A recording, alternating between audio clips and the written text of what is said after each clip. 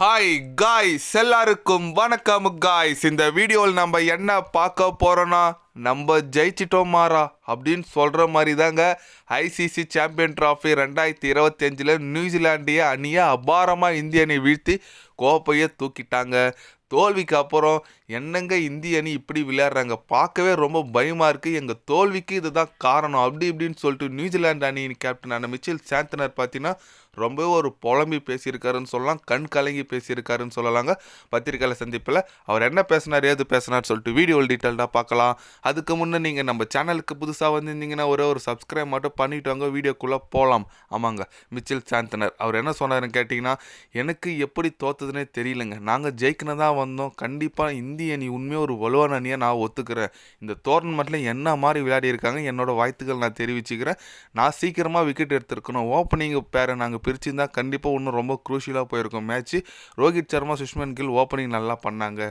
அதே போல் பிலிப்ஸ் அந்த கேட்ச் பிடிச்சனால தான் அந்த டர்ன் அவுட் நாங்கள் இந்த அளவுக்கு ரொம்ப முயற்சி பண்ணதுக்கு முக்கிய காரணமாக இருக்குது. கண்டிப்பாக இந்திய அணிக்கு வாழ்த்துக்கள் சொல்லிக்கிறேன். கொஞ்சம் இந்திய அணி பார்த்தாலே பயமாக தாங்க இருக்குது.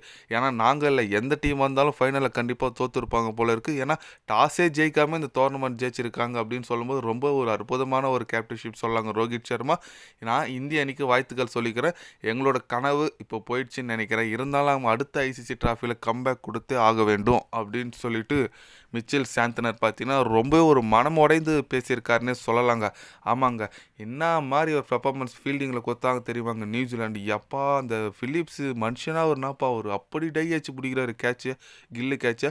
அதே போல் இந்திய அணி சொல்லி அவனுங்க போலிங் ஸ்பின் அப்படியே போட்டு நியூசிலாந்து பேட்ஸ்மேனுங்களை திணற விடுறாங்கன்னு சொல்லாங்க. குல்தீப் சாமியாக போட்டார், வருண் சக்கரவர்த்தி, ஜடேஜா, அக்சர் பட்டேல் சொல்லிட்டு எல்லாருமே செம பெர்ஃபார்மன்ஸுங்க.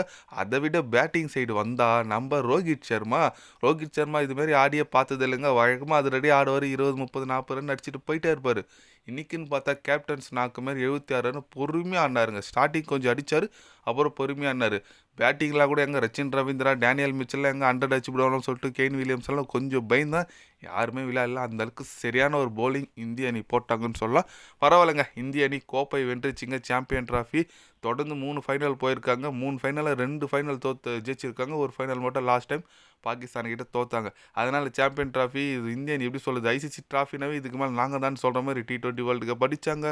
அடுத்தது சாம்பியன் ட்ராஃபி அடிச்சிட்டாங்க. ரோஹித் சர்மா சொல்லியே ஆகணும், தோனிக்கு அடுத்த ஒரு பெஸ்ட் கேப்டன் ஆஃப் இந்தியா அப்படின்னு ரோஹித் சர்மா கண்டிப்பாக சொல்லாங்க. அந்தளவுக்கு தான் பண்ணி காமிச்சிருக்காரு. அதோட இன்னும் முக்கியமான விஷயம் என்னன்னு கேட்டிங்கன்னா, நான் ரிட்டைர்மெண்ட்லாம் பண்ணல, நான் அடுத்து 2027 வேர்ல்டு கப் வரைக்கும் விளையாடுவேன்னு சொல்லியிருக்காருங்க. செமையாக சூப்பராக இருக்குங்க ரோஹித் சர்மா கண்டினியூ பண்ணுறது. பார்க்கலாம்.